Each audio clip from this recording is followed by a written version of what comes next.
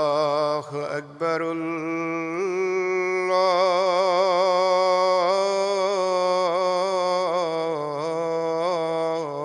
الله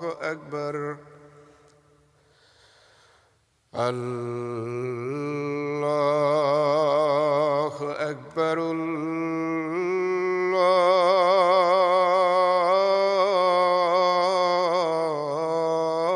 الله أكبر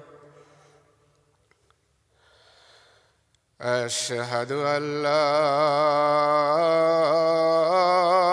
إله إلا الله أشهد أن لا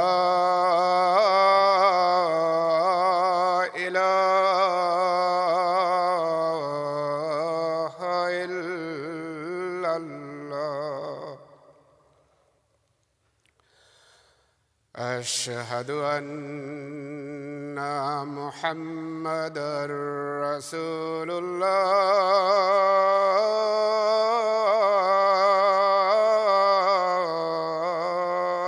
الله أشهد أن محمدًا رسول الله حي على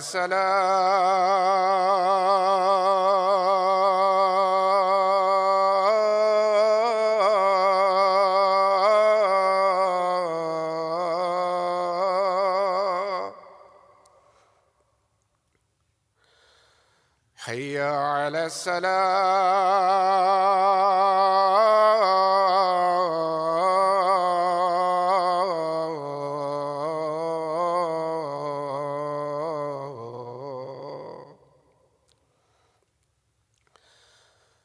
حي على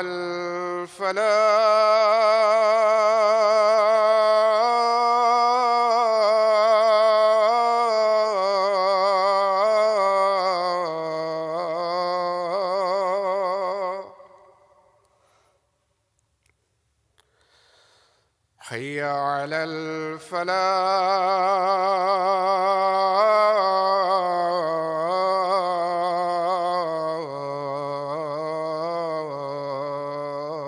الفلاح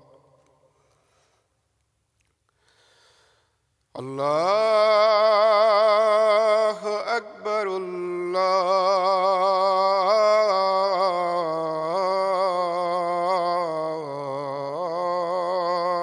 الله أكبر لا إله إلا الله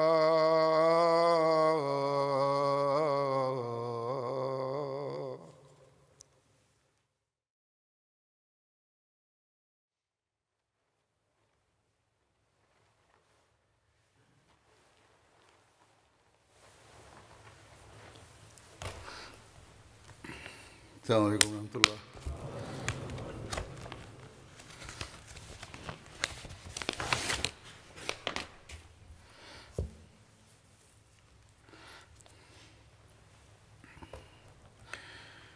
أشهد أن لا إله إلا الله وحده لا شريك له وأشهد أن محمدًا عبده ورسوله أما بعد فأعوذ بالله من الشيطان الرجيم بسم الله الرحمن الرحيم الحمد لله رب العالمين الرحمن الرحيم مالك يوم الدين إياك نعبد وإياك نستعين اهدنا الصراط المستقيم صراط الذين أنعمت عليهم غير المغضوب عليهم ولا الضالين.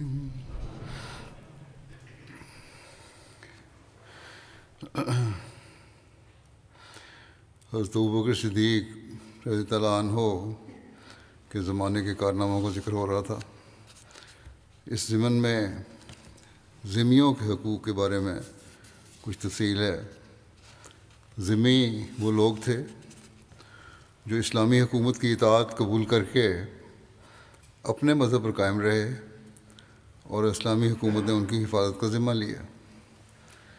یہ لوگ مسلمانوں کے برعکس فوجی خدمت سے بری تھے اور زکوٰۃ بھی ان پر عائد نہیں ہوتی تھی. اس لیے ان کے جان و مال اور دوسرے انسانی حقوق کی حفاظت کے بدلے ان سے ایک معمولی ٹیکس وصول کیا جاتا تھا جسے عرف عام میں جزیہ کہتے ہیں.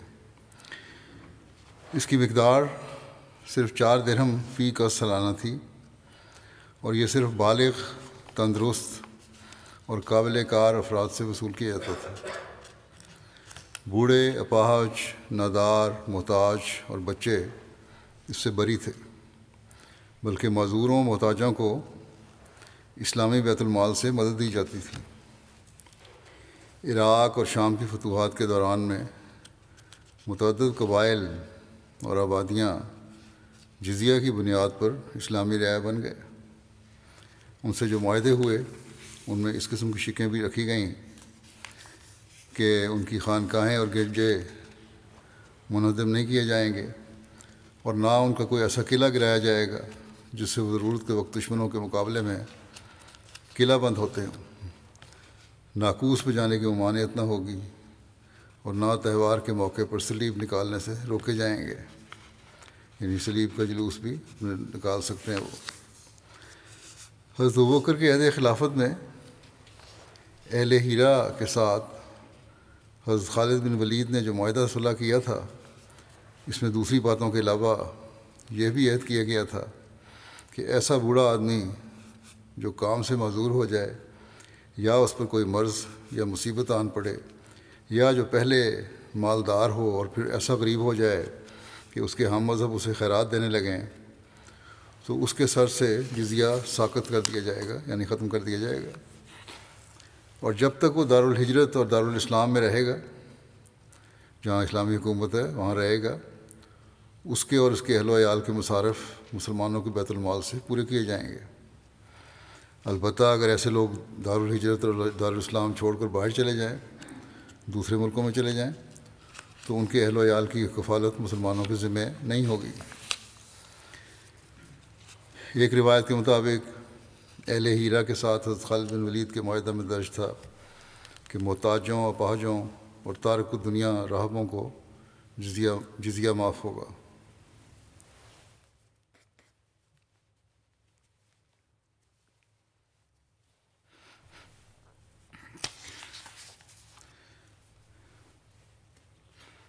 پھر ایک جمع قرآن کا بہت بڑا کام ہے جو حضرت ابوبکر صدیق رضی اللہ عنہ کے زمانے میں ہوا.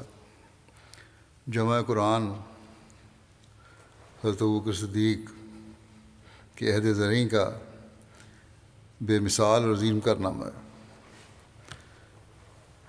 اس کا پس منظر مسلمہ کذاب سے ہونے والی جنگ یمامہ سے متصل ہے.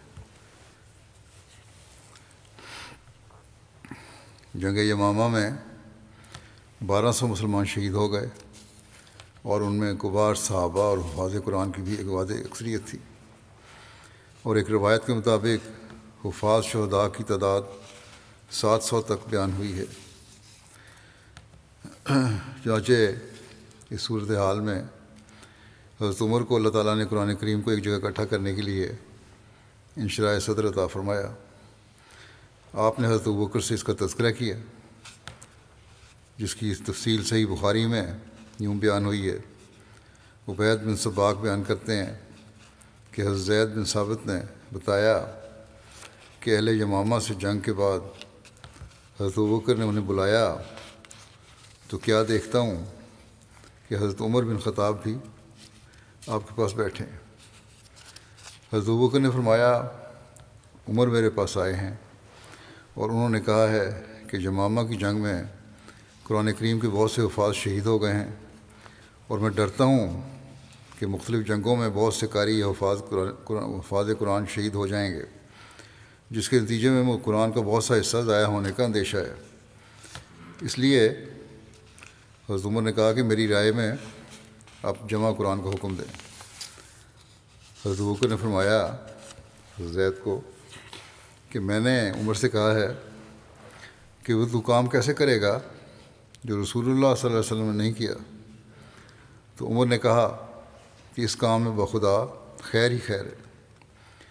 عمر نے یہ بات مجھ سے اتنی بار کی کہ اللہ تعالیٰ نے اس کام کے لیے مجھے انشراح صدر عطا فرما دی اور میری بھی عمر کی مانند رائے ہو گئی ہے۔ حضرت زید کہتے ہیں کہ حضرت ابوبکر نے فرمایا اے زید، یقیناً تو ایک جوان اور عقل مند آدمی ہے اور ہم تجھے کسی الزام یا عیب سے پاک سمجھتے ہیں۔ تم رسول اللہ صلی اللہ علیہ وسلم کے لیے وہی بھی لکھا کرتے تھے، بس اب تم قرآن شریف کو ڈھونڈ ڈھونڈ کر اسے جمع کرو۔ حضرت زید کہتے ہیں کہ اللہ کی قسم، اگر وہ کسی پہاڑ کو ایک جگہ سے دوسری جگہ منتقل کرنے کی ذمہ داری میرے سپرد کرتے تو وہ میرے لیے قرآن کریم کی جمع کرنے کے حکم سے زیادہ گراں نہ ہوتی۔ یہ تو بہت بڑا کام تھا جو میرے سپرد کیا۔ میں نے عرض کیا آپ لوگ وہ کام کیسے کریں گے جو رسول اللہ صلی اللہ علیہ وسلم نے نہیں کیا؟ حضرت ابوبکر نے فرمایا بخدا یہ کام سراسر خیر ہے۔ حضرت ابوبکر نے اتنی بار یہ بات دہرائی کہ اللہ تعالیٰ نے مجھے اس کام کے لیے انشراح صدر عطا فرما دیا، جس کے لیے حضرت ابوبکر اور حضرت عمر کو انشراح صدر عطا فرمایا تھا۔ بس میں نے قرآن کریم کی تلاش شروع کر دی اور اسے کھجوروں کی شاخوں اور سفید پتھروں اور لوگوں کے سینوں سے اکٹھا کیا، یہاں تک کہ سورۃ توبہ کا آخری حصہ مجھے حضرت خزیمہ انصاری سے ملا، جو ان کے سوا کسی اور سے نہیں ملا، جو یہ ہے لقد جاءکم رسول من انفسکم عزیز علیہ ما عنتم، یہاں سے لے کر سورۃ توبہ کے آخر تک۔ پھر قرآن کریم کے یہ تحریری صحیفے حضرت ابوبکر کی وفات تک انہی کے پاس رہے، پھر حضرت عمر کی زندگی میں ان کے پاس رہے، اس کے بعد حضرت حفصہ بنت عمر کے پاس رہے۔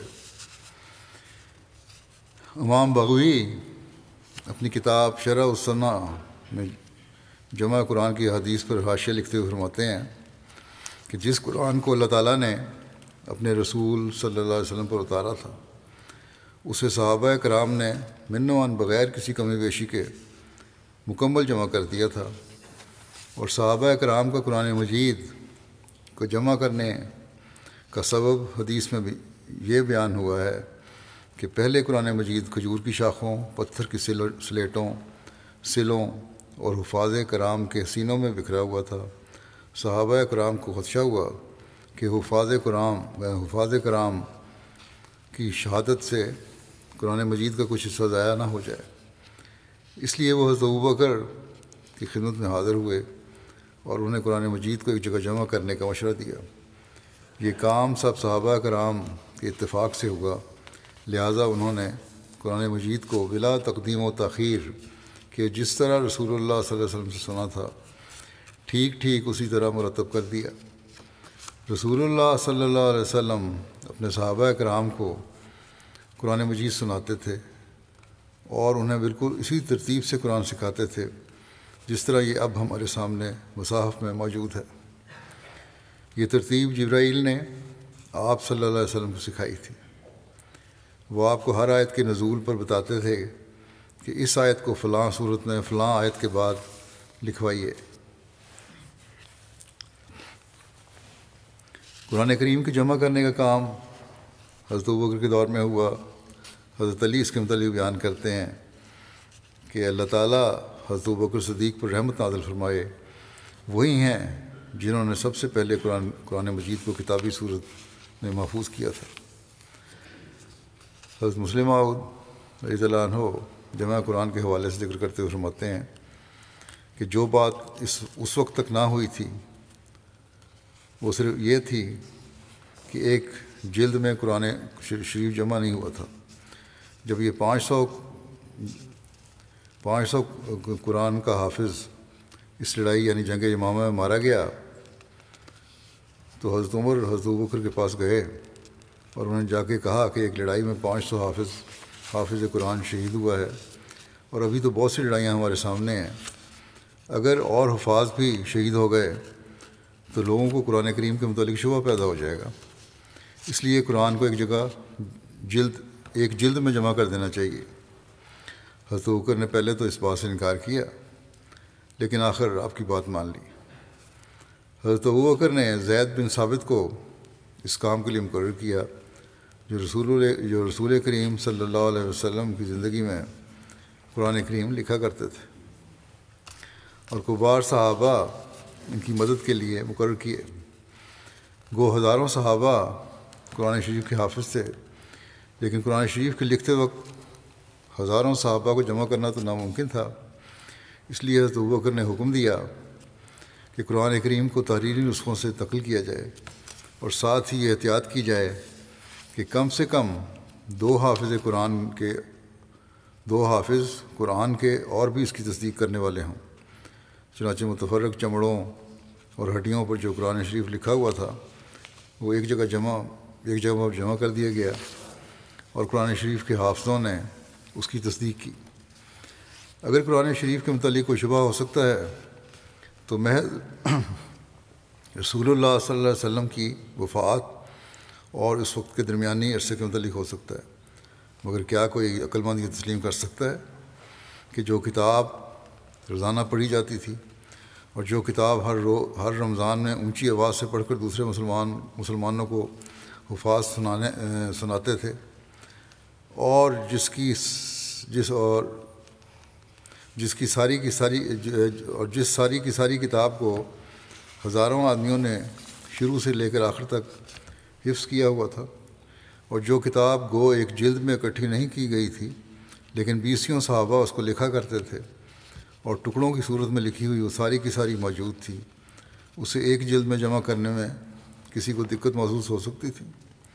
اور پھر کیا ایسے شخص کو دقت ہو سکتی تھی جو خود رسول کریم صلی اللہ علیہ وسلم کے زمانے میں قرآن کریم کی کتابت پر مقرر تھا اور اس کا حافظ تھا، اور جب قرآن روزانہ پڑھا جاتا تھا تو کیا یہ ہو سکتا تھا کہ اس جلد میں کوئی غلطی ہو جاتی اور باقی حافظ اس کو پکڑ نہ لیتے؟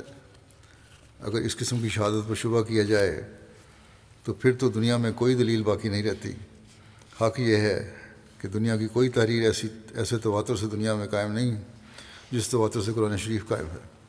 اس بات میں آپ یہ دلیل فرما رہے ہیں کہ قرآن کریم اصلی حالت میں ہے اور کوئی اس میں رد و بدل نہیں ہے۔ جو اعتراض کیا جاتا ہے یہ تبدیلی ہوئی ہے، یہ تھا اور وہ تھا، آج کل بھی اعتراض اٹھتے ہیں، اس کا جواب ہے یہ۔ حضرت مسلم موعود ایک اعتراض کا جواب دیتے ہوئے فرماتے ہیں کہ ایک اعتراض یہ کیا جاتا ہے کہ رسول کریم صلی اللہ علیہ وسلم کے زمانے میں پورا قرآن نہ لکھا گیا تھا۔ اس کا جواب یہ ہے کہ یہ درست نہیں ہے۔ رسول کریم صلی اللہ علیہ وسلم کے زمانے میں یقیناً سارا قرآن لکھا گیا تھا۔ یہ کہتے ہیں نہیں لکھا گیا، یہ غلط ہے، لکھا گیا تھا۔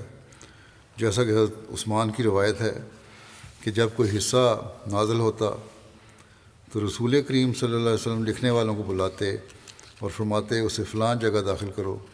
جب یہ تاریخی ثبوت موجود ہے تو پھر یہ کہنا کہ قرآن رسول کریم صلی اللہ علیہ وسلم کے وقت پورا نہ لکھا گیا تھا بیوقوفی ہے۔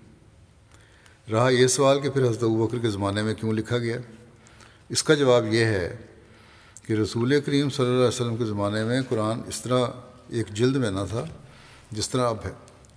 حضرت عمر کو یہ خیال پیدا ہوا کہ یہ لوگ یہ نہ سمجھیں کہ قرآن محفوظ نہیں، اس لیے انہوں نے اس بارے میں حضرت ابوبکر سے جو الفاظ کہے وہ یہ تھے کہ انی ارا ان تامرا جمع القرآن، میں مناسب سمجھتا ہوں کہ آپ قرآن کو ایک کتاب کی شکل میں جمع کرنے کا حکم دیں۔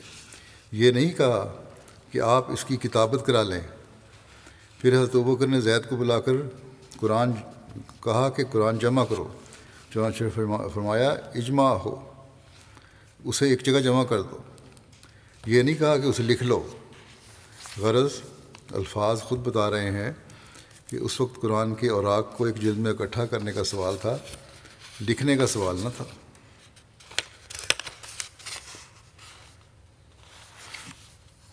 حضرت ابوبکر کے عہد خلافت میں قرآن کریم ایک جلد میں جمع کر دیا گیا، اور بعد میں حضرت عثمان کے عہد خلافت میں مزید پیش رفت یہ ہوئی کہ تمام عرب بلکہ تمام مسلم دنیا کو ایک قرأت پر جمع کر دیا گیا۔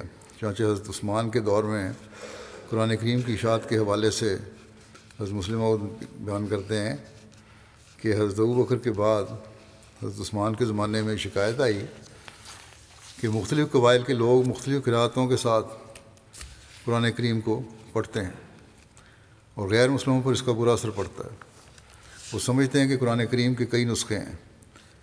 اس قرأت سے مراد یہ ہے کہ کوئی قبیلہ کسی حرف کو زبر سے پڑھتا ہے، دوسرا زیر سے پڑھتا ہے، تیسرا پیش سے پڑھتا ہے، اور یہ بات سوائے عربی کے اور کسی زبان میں نہیں پائی جاتی۔ اس لیے عربی نہ جاننے والا آدمی جب یہ سنے گا تو وہ سمجھے گا یہ کچھ کہہ رہا ہے اور وہ کچھ کہہ رہا ہے، حالانکہ کہہ وہ ایک ہی بات رہے ہوں گے۔ بس اس فتنہ سے بچانے کے لیے حضرت عثمان نے یہ تجویز فرمائی کہ حضرت ابوبکر رضی اللہ عنہ کے زمانے میں جو نسخہ لکھا گیا تھا اس کی کاپیاں کروا لی جائیں اور مختلف ملکوں میں بھیج دی جائیں، اور حکم دے دیا جائے کہ بس اسی قرأت کے مطابق قرآن پڑھنا ہے اور کوئی قرأت نہیں پڑھنی۔ یہ بات جو حضرت عثمان نے کی بالکل معیوب نہ تھی۔ رسول کریم صلی اللہ علیہ وسلم کے زمانے میں عرب لوگ قبائلی زندگی بسر کرتے تھے، یعنی ہر قبیلہ دوسرے قبیلے سے الگ رہتا تھا، اس لیے وہ اپنی اپنی بولی کے عادی تھے، یعنی اپنا اپنا ان کا بولنے کا انداز تھا۔ لیکن رسول کریم صلی اللہ علیہ وسلم کے ہاتھ پر جمع ہو کر عرب لوگ متمدن ہو گئے، اور ایک عامی زبان کے بجائے عربی زبان ایک علمی زبان بن گئی۔ کثرت سے عرب کے لوگ پڑھنے اور لکھنے کے علم سے واقف ہو گئے، جس کی وجہ سے ہر آدمی خواہ کسی قبیلے سے تعلق رکھتا تھا اسی سہولت سے وہ لفظ ادا کر سکتا تھا جس طرح علمی زبان میں وہ بولا جاتا تھا، جو در حقیقت ملک کی زبان تھی۔ بس کوئی وجہ نہ تھی کہ جب سارے لوگ ایک علمی زبان کے عادی ہو چکے تھے انہیں پھر بھی اجازت دی جاتی کہ وہ اپنے قبائلی تلفظ کے ساتھ ہی قرآن شریف کو پڑھتے چلے جائیں اور غیر قوموں کے لیے ٹھوکر کا موجب بنیں۔ اس لیے حضرت عثمان نے ان حرکات کے ساتھ قرآن شریف کو لکھ کر جو مکہ کی زبان کے مطابق تھا سب ملکوں میں کاپیاں تقسیم کرا دیں، اور آئندہ کے متعلق حکم دے دیا کہ سوائے مکی لہجہ کے اور کسی قبائلی لہجے میں قرآن شریف نہ پڑھا جائے۔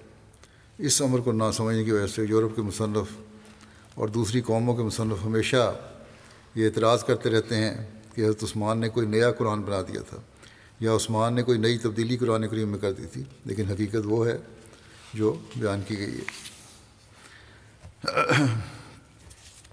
حضرت مسیح علیہ الصلوۃ والسلام فرماتے ہیں کہ قرآن بلا شبہ وہی مطلوب ہے، اور یہ پورے کا پورا یہاں تک کہ نقطے اور حروف بھی قطعی متواتر ہیں، اور اللہ تعالیٰ نے اس سے کمال اہتمام کے ساتھ فرشتوں کی حفاظت میں نازل فرمایا ہے۔ پھر اس کے بارے میں تمام قسم کے اہتمام کرنے میں نبی کریم صلی اللہ علیہ وسلم نے کوئی دقیقہ فروگزاشت نہیں کیا، اور آپ نے اپنی آنکھوں کے سامنے ایک ایک آیت جیسے وہ قرآن نازل ہوتا رہا لکھنے پر مداومت فرمائی، یہاں تک کہ آپ نے اسے مکمل طور پر جمع فرمایا اور بنفس نفیس آیات کو ترتیب دیا اور انہیں جمع کیا، اور نماز میں اور نماز سے باہر اس کی تلاوت پر مداومت فرمائی، یہاں تک کہ آپ دنیا سے رحلت فرما گئے اور اپنے رفیق اعلیٰ اور محبوب رب العالمین سے جا ملے۔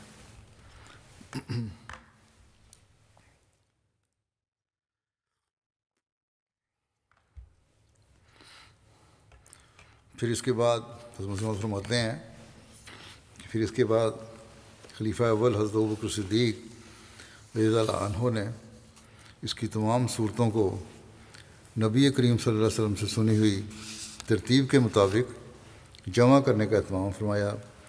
پھر حضرت ابوبکر صدیق رضی اللہ عنہ کے بعد اللہ تعالیٰ نے خلیفہ ثالث حضرت عثمان رضی اللہ تعالیٰ عنہ کو توفیق عطا فرمائی، تو آپ نے لغت قریش کے مطابق قرآن کو ایک قرات میں جمع کیا اور اسے تمام ملکوں میں پھیلا دیا۔ یہ سوال ہے کہ صحیفہ صدیقی کب تک محفوظ رہا، جو آپ نے حضرت ابوبکر صدیق نے لکھوایا تھا، کب تک محفوظ رہا؟ اس بارے میں لکھا ہے کہ حضرت ابوبکر صدیق نے حضرت زید بن ثابت کے ذریعے جس قرآن کریم کو ایک جلد میں مرتب کروایا اس کو صحیفہ صدیقی بھی کہا جاتا ہے۔ یہ حضرت ابوبکر صدیق کے پاس آپ کی وفات تک رہا۔ اس کے بعد حضرت عمر کے پاس آ گیا اور حضرت عمر نے ام المومنین حضرت حفصہ کے سپرد کر دیا اور یہ ارشاد فرمایا کہ کسی شخص کو نہ دیا جائے، البتہ جس کو نقل کرنا یا اپنا نسخہ صحیح کرنا ہو وہ اس سے فائدہ اٹھا سکتا ہے۔ چنانچہ حضرت عثمان نے اپنے عہد خلافت میں حضرت حفصہ سے عاریتاً لے کر چند نسخے نقل کروائے اور پھر وہ نسخہ حضرت حفصہ کو واپس لوٹا دیا۔ جب 54 ہجری میں مروان مدینہ کا حاکم ہوا تو اس نے اس نسخے کو حضرت حفصہ سے لینا چاہا، لیکن حضرت حفصہ نے انکار کر دیا۔ حضرت حفصہ کے انتقال کے بعد مروان نے حضرت عبداللہ بن عمر سے لے کر اس کو ضائع کر دیا۔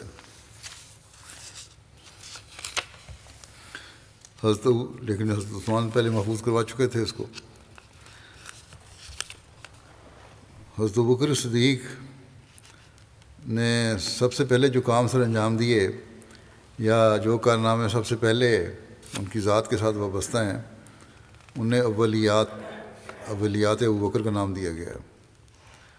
مختلف باتیں ہیں جنہوں نے جو ان کے کام تھے جو سب سے پہلے انہوں نے انجام دیے۔ آپ سب سے پہلے اسلام لائے۔ دوسرے یہ کہ مکے میں آپ کے اپنے گھر کے سامنے سب سے پہلے مسجد بنائی۔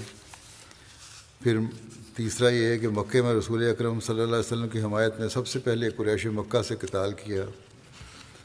چوتھا یہ کہ سب سے پہلے متعدد غلاموں اور باندیوں کو جو اسلام لانے کی پاداش میں ظلم و ستم کا شکار تھے خرید کر آزاد کیا۔ پانچواں یہ سب سے پہلے قرآن کریم کو ایک جلد میں جمع کیا۔ چھٹا یہ سب سے پہلے انہوں نے قرآن کا نام مصحف رکھا۔ سب سے پہلے ساتواں یہ کہ سب سے پہلے خلیفہ راشد قرار پائے۔ آٹھواں یہ کہ رسول اللہ صلی اللہ علیہ وسلم کی زندگی میں سب سے پہلے امیر الحج مقرر ہوئے۔ نواں یہ کہ رسول اللہ صلی اللہ علیہ وسلم کی زندگی میں سب سے پہلے نماز میں مسلمانوں کی امامت کی۔ دسواں یہ کہ اسلام میں سب سے پہلے بیت المال قائم کیا۔ 11 یہ کہ اسلام میں سب سے پہلے خلیفہ ہیں جن کا مسلمانوں نے وظیفہ مقرر کیا۔ 12واں یہ کہ سب سے پہلے خلیفہ جنہوں نے اپنا جانشین نامزد کیا، حضرت ابو عمر کو آپ نے نامزد فرمایا تھا۔ 13واں یہ کہ وہ پہلے خلیفہ ہیں جن کی بیعت خلافت کے وقت ان کے والد حضرت ابو قحافہ زندہ تھے۔ 14واں یہ کہ وہ سب سے پہلے شخص جنہیں اسلام میں کوئی لقب رسول اللہ صلی اللہ علیہ وسلم نے عطا فرمایا۔ 15واں یہ کہ سب سے پہلے شخص جن کی 4 پشتوں کو شرف صحابیت حاصل ہے، ان کے والد صحابی حضرت ابو قحافہ، حضرت ابوبکر خود صحابی، ان کے بیٹے حضرت عبدالرحمن بن ابوبکر اور ان کے پوتے حضرت محمد بن عبدالرحمن بن ابوبکر، یہ سب صحابہ تھے۔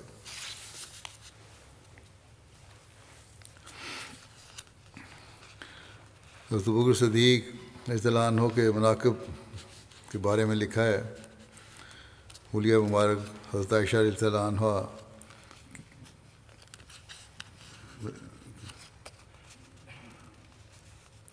ان کے بارے میں مروی ہے، حضرت عائشہ سے مروی ہے، ان کے بارے میں مروی ہے، یعنی ان کے حوالے سے بات کی گئی ہے کہ انہوں نے ایک عربی شخص کو دیکھا جو پیدل چل رہا تھا اور آپ اس وقت اپنے ہودج میں تھیں۔ آپ نے فرمایا میں نے اس شخص سے زیادہ اس حضرت ابوبکر سے مشابہ کوئی شخص نہیں دیکھا۔ راوی کہتے ہیں ہم نے کہا، حضرت عائشہ سے پوچھا کہ آپ ہمارے لیے حضرت ابوبکر کا حلیہ بیان کریں، تو حضرت عائشہ نے فرمایا کہ حضرت ابوبکر گورے رنگ کے شخص تھے، دبلے پتلے تھے، رخساروں پر گوشت کم تھا، کمر ذرا خمیدہ تھی، ذرا جھکی ہوئی تھی کہ آپ کا تہہ بند بھی کمر پر نہیں رکتا تھا اور نیچے سرک جاتا تھا۔ چہرہ کم گوشت والا تھا، بھرا ہوا نہیں تھا چہرہ زیادہ، آنکھیں اندر کی طرف تھیں اور پیشانی بلند تھی۔ ابن سیرین کہتے ہیں کہ میں نے حضرت انس بن مالک سے پوچھا کہ حضرت ابوبکر خضاب لگاتے تھے؟ تو انہوں نے کہا ہاں، مہندی اور قطم سے یہ رنگ لگاتے تھے اپنے بالوں پہ، داڑھی پہ۔ قطم ایک بوٹی کا نام ہے۔ خشیت الہی اور زہد و تقویٰ کے بارے میں لکھا ہے کہ حضرت نبی کریم صلی اللہ علیہ وسلم نے حضرت ربیعہ بن جعفر اور حضرت ابوبکر کو کچھ زمین عطا فرمائی، دونوں میں ایک درخت کے لیے اختلاف ہو گیا۔ حضرت ابوبکر نے بحث کے دوران کوئی سخت بات کہہ دی، لیکن بعد میں اس پر نادم ہوئے اور کہا ربیعہ تم بھی مجھے کوئی ایسی سخت بات کہہ دو تاکہ وہ اس کا قصاص ہو جائے، جس طرح میں نے بات کی سختی تم بھی کہہ دو مجھے۔ لیکن انہوں نے انکار کر دیا، حضرت ربیعہ نے۔ وہ دونوں نبی کریم صلی اللہ علیہ وسلم کی خدمت میں حاضر ہوئے، سارا واقعہ بیان کیا۔ اس پر آپ صلی اللہ علیہ وسلم نے فرمایا کہ ربیعہ تم سخت جواب نہ دو، لیکن یہ دعا دو غفر اللہ لکا یا ابا بکر، اے ابو بکر اللہ تم سے درگزر فرمائے۔ اس پر انہوں نے ایسا ہی کیا۔ حضرت ابوبکر یہ بات جب سنی تو اس کا اس قدر اثر ہوا کہ وہ زار و قطار روتے ہوئے واپس لوٹے۔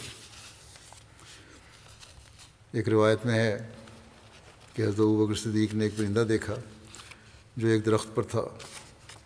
آپ نے کہا اے پرندے تجھے خوشخبری ہو، اللہ کی قسم میں چاہتا ہوں کہ میں تمہاری مانند ہوتا۔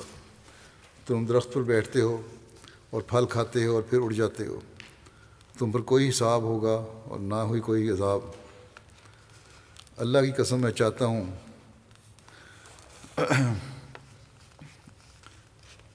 کہ میرے راستے کے ایک جانب ایک درخت ہوتا اور اونٹ میرے پاس سے گزرتا اور مجھے پکڑتا اور اپنے منہ میں ڈال لیتا اور مجھے چبا ڈالتا، پھر وہ مجھے جلدی سے نگل لیتا، پھر اونٹ مجھے مینگنی کی صورت میں باہر نکالتا اور میں انسان نہ ہوتا۔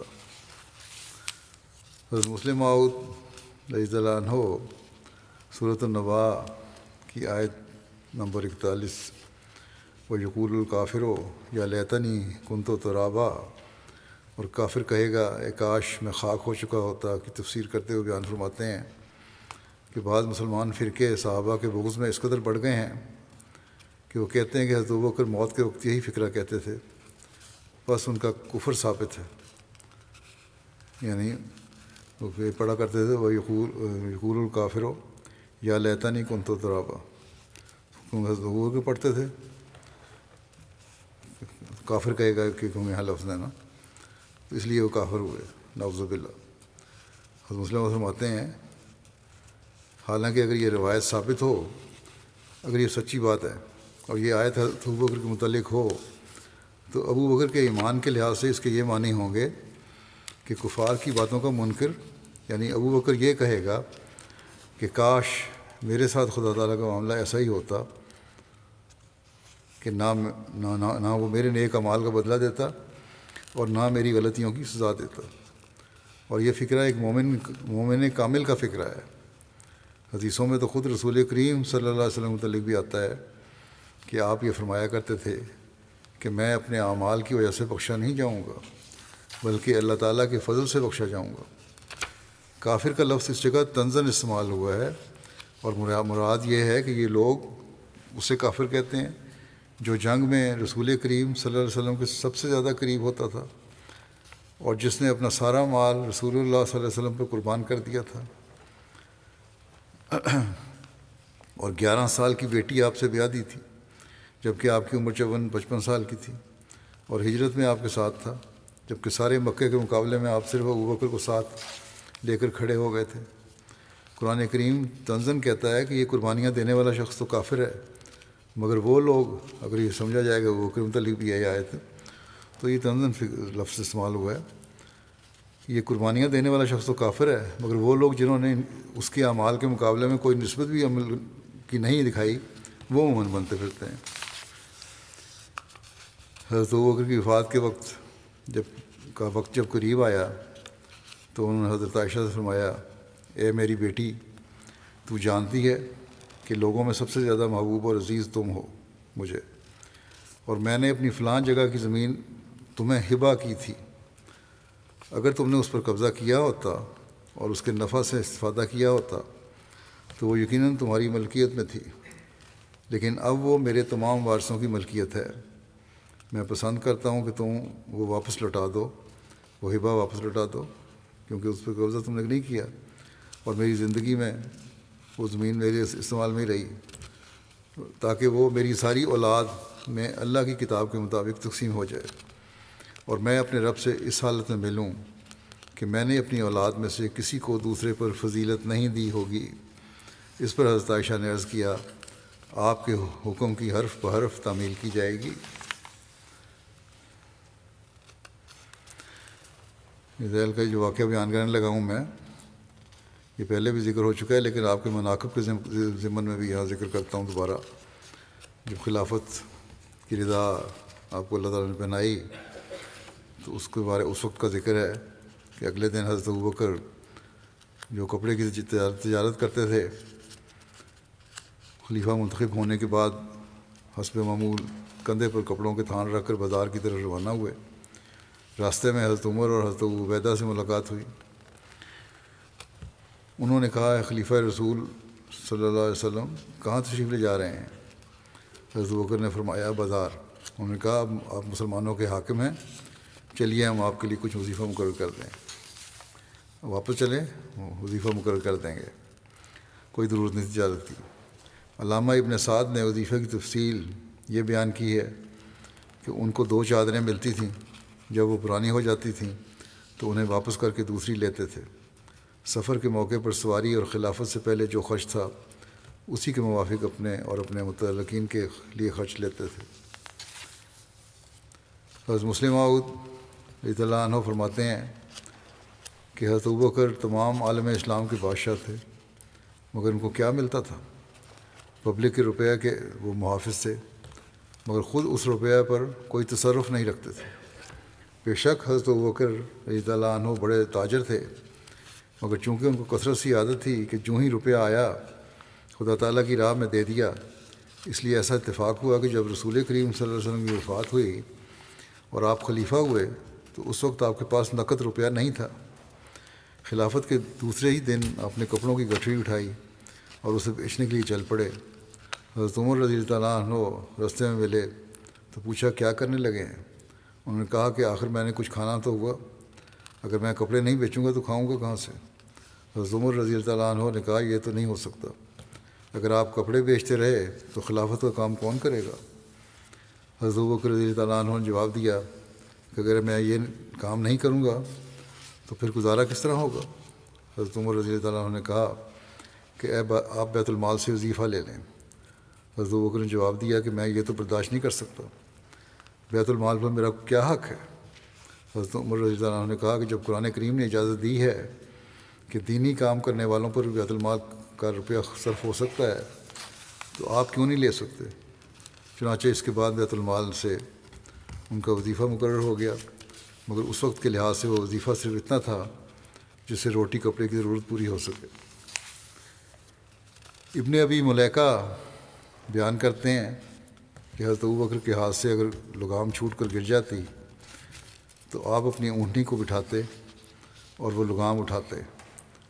ان سے کہا گیا کہ آپ نے ہمیں کیوں حکم نہیں دیا تا ہم آپ کو پکڑا دیتے؟ حضرت ابوبکر فرماتے، میرے محبوب صلی اللہ علیہ وسلم نے مجھے اس بات کا حکم دیا تھا کہ میں لوگوں سے کسی چیز کا سوال نہ کروں، اس حد تک احتیاط کرتے تھے۔ حضرت مسلم موعود بیان فرماتے ہیں کہ رسول کریم صلی اللہ علیہ وسلم نے ایک دفعہ مسجد میں بعض لوگوں کی آواز سنی کہ ابو بکر کو ہم پر کون سی زیادہ فضیلت حاصل ہے، جیسے کہ نیکی کے کام وہ کرتے ہیں اسی طرح نیکی کے کام ہم کرتے ہیں۔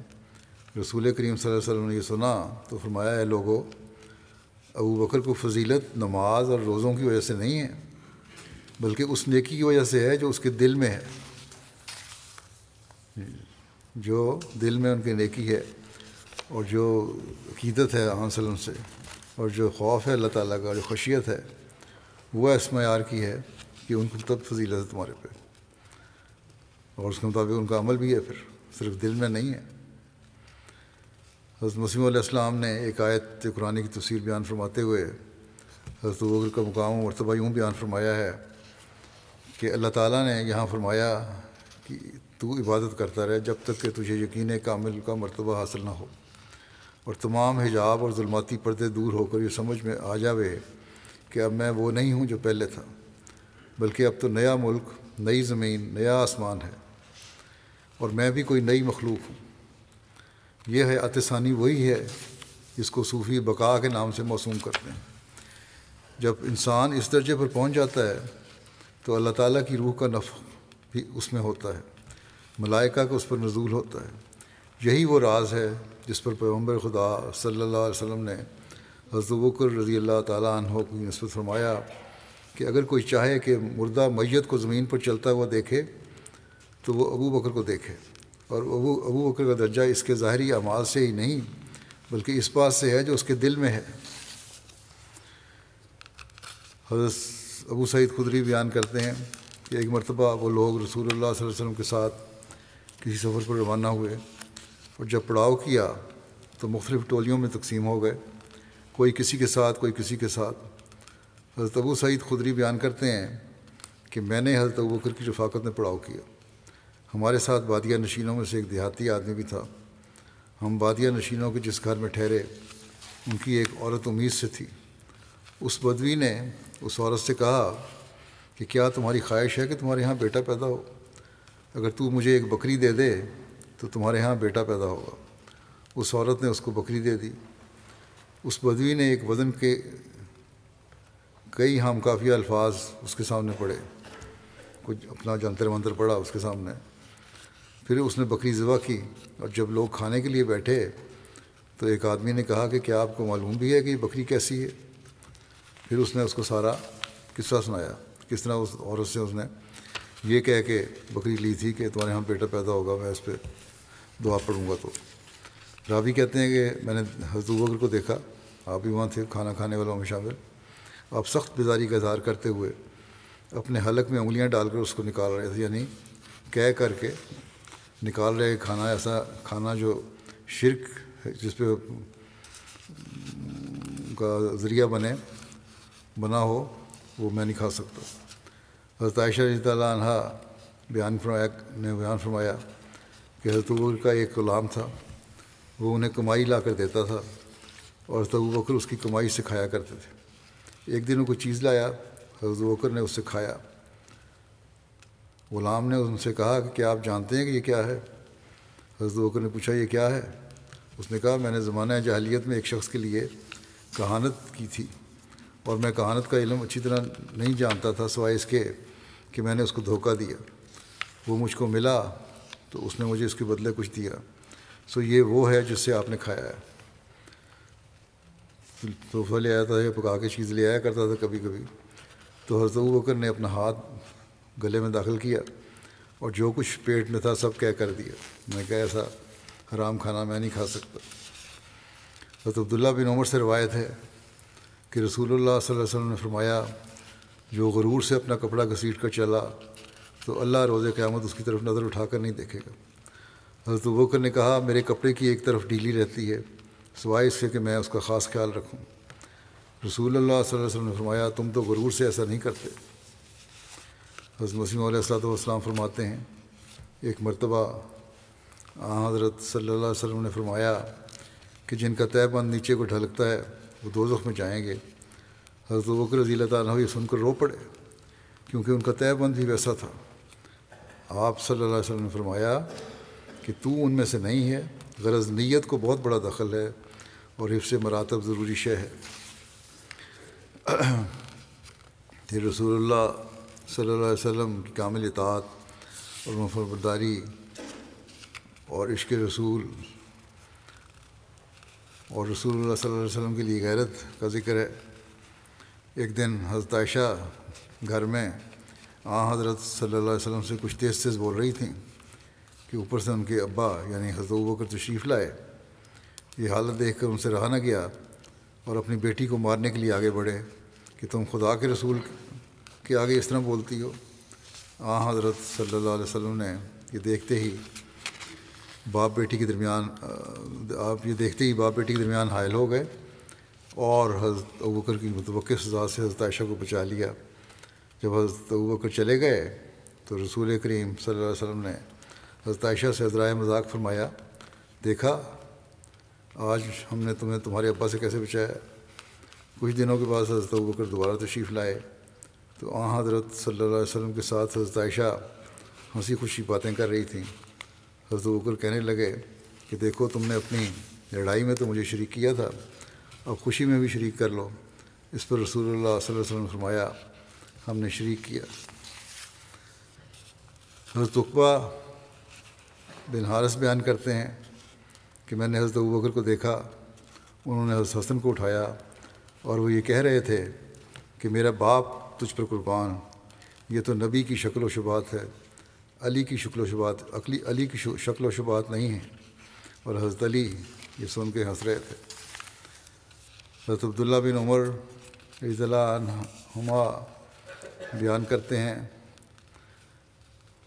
کہ جب حضرت عمر بن خطاب کی بیٹی حضرت حفصہ حضرت خنیس بن حذافہ سہمی کے فوت ہونے پر بیوہ ہو گئیں اور وہ رسول اللہ صلی اللہ علیہ وسلم کے صحابہ میں سے تھے، جنگ بدر میں شریک ہوئے تھے، مدینہ میں انہوں نے وفات پائی تھی، تو حضرت عمر بن خطاب کہتے تھے میں عثمان بن عفان سے ملا، ان کے پاس حفصہ کا ذکر کیا اور کہا اگر آپ چاہیں تو حفصہ کا نکاح آپ سے کر دوں۔ انہوں نے کہا میں اس معاملے پہ غور کروں گا۔ چنانچہ میں کئی روز تک ٹھہرا رہا۔ پھر عثمان نے کہا مجھے یہی مناسب معلوم ہوا ہے کہ میں ان دنوں شادی نہ کروں۔ حضرت عمر کہتے تھے پھر میں حضرت ابوبکر سے ملا اور کہا اگر آپ چاہیں تو میں حفصہ کا نکاح آپ سے کیے دیتا ہوں۔ حضرت ابوبکر خاموش ہو گئے اور مجھے کچھ جواب نہ دیا۔ عثمان کی نسبت حضرت عمر کہتے ہیں کہ عثمان کی نسبت میں ان سے زیادہ رنجیدہ خاطر ہوا۔ پھر میں کچھ راتیں ٹھہرا رہا۔ اس کے بعد رسول اللہ صلی اللہ علیہ وسلم نے حفصہ سے نکاح کا پیغام بھیجا اور میں نے آپ صلی اللہ علیہ وسلم سے ان کا نکاح کر دیا۔ پھر حضرت ابوبکر مجھ سے ملے اور کہا شاید آپ مجھ سے ناراض ہو گئے ہیں۔ جب آپ نے حفصہ کو ذکر کیا اور میں نے کچھ جواب نہ دیا، میں نے کہا کہ ہاں اس طرح ہی ہے، تو انہوں نے کہا کہ دراصل جو بات آپ نے پیش کی تھی اس کی نسبت آپ کو جواب دینے سے مجھے نہیں روکا تھا، مگر اس بات نے کہ مجھے علم ہو چکا تھا کہ رسول اللہ صلی اللہ علیہ وسلم حفصہ سے نکاح کرنا چاہتے ہیں، اور میں ایسا نہیں تھا کہ رسول اللہ صلی اللہ علیہ وسلم کا یہ منشا ظاہر کرتا، یعنی آپ کو بتاتا کہ اس طرح وسلم کا منشا ہے، اس لیے میں چپ ہو گیا یا انکار کر دیا۔ اور حضرت صلی اللہ علیہ وسلم اگر کہتے ہیں اگر حضرت صلی اللہ علیہ وسلم اس رشتے کو چھوڑ دیتے تو میں ضرور قبول کر لیتا آپ کا یہ بیٹی کا رشتہ۔ حضرت علی کا حضرت ابوبکر کو خراج عقیدت پیش کرنا، اس کے بارے میں لکھا ہے کہ حضرت ابن عباس رضی اللہ عنہما سے روایت ہے کہ انہوں نے کہا میں ان لوگوں میں کھڑا تھا جنہوں نے حضرت عمر بن خطاب کی وفات کے بعد ان کے لیے دعا کی جبکہ انہیں تختے پر رکھ دیا گیا۔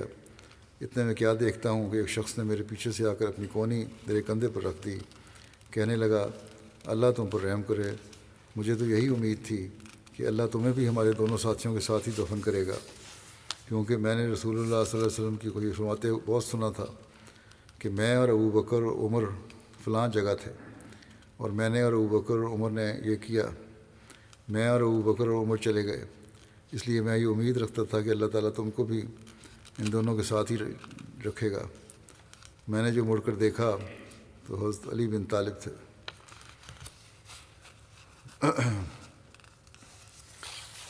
باقی انشاءاللہ آئندہ بیان ہوگا۔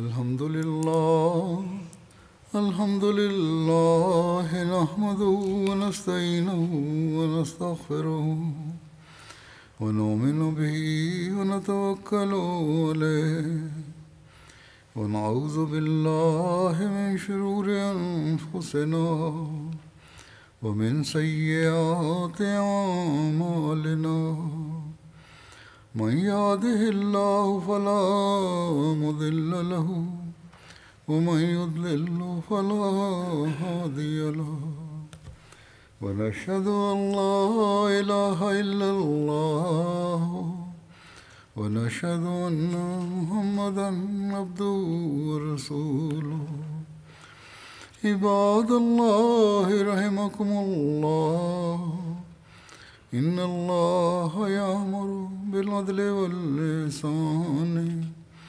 وإيتاء ذي القربى وينهى عن الفحشاء والمنكر والبغي يعظكم لعلكم تذكرون اذكروا الله يذكركم وادعوه يستجب لكم ولذكر الله أكبر